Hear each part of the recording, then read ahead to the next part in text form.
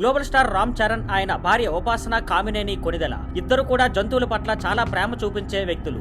రామ్ చరణ్ కి గుర్రాలపై ప్రత్యేకమైన అభిమానం ఉంది. ఆయన దగ్గర సుమారు 25 గుర్రాలు ఉన్నాయి. అలాగే కుటుంబంతో కలిసి అడవి సఫారీకి వెళ్లడం కూడా ఆయనకి చాలా ఇష్టం.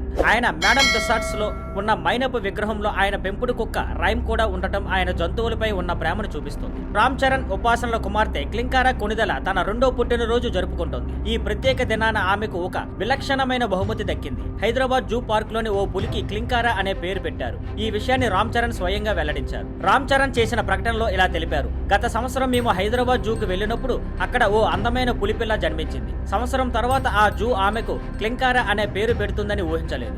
ఈ పుట్టినరోజున మా కుమార్తె తన పేరుతో ఉన్న పులిని మొదటిసారిగా కలిసింది.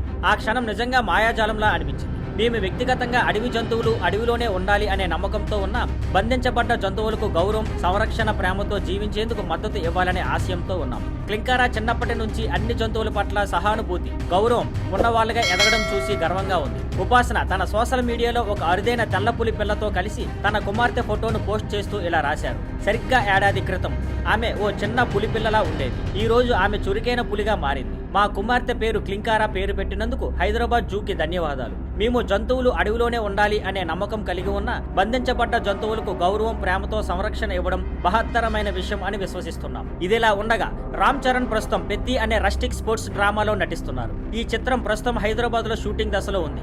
Thank you for watching. Please like, share and subscribe.